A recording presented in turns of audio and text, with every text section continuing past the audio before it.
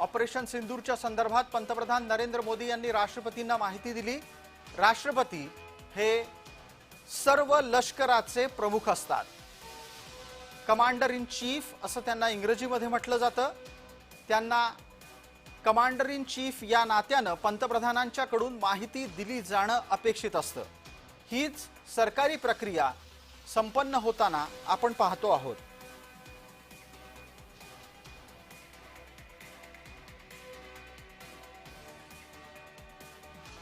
पंतप्रधान नरेंद्र मोदी यांनी राष्ट्रपती भवनामध्ये जाऊन द्रौपदी मुर्मू यांना लष्करी कारवाईच्या संदर्भातला सर्व तपशील दिला आहे।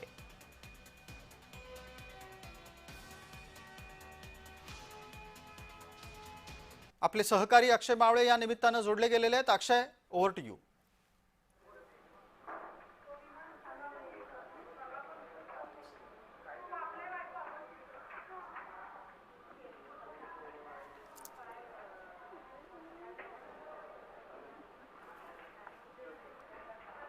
अक्षय, आपल्याला माझा आवाज येत असेल तर आपण आता दिल्लीतल्या घडामोडींच्या निमित्तानं जी बातमी दाखवतोय त्याचं विश्लेषण करा।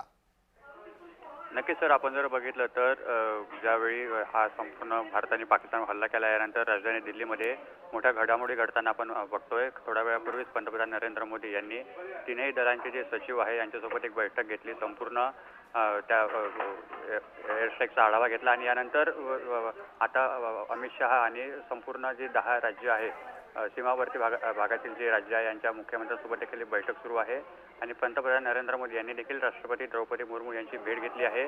संपूर्ण एअर स्ट्राईक संदर्भात जी माहिती आहे ती माहिती नरेंद्र मोदी यांनी राष्ट्रपती द्रौपदी मुर्मू यांना दिली आहे आणि द्रौपदी मुर्मू यांनी देखील संपूर्ण जवानांचे या ठिकाणी कौतुक केलेलं आहे। धन्यवाद अक्षय या तपशिलासाठी।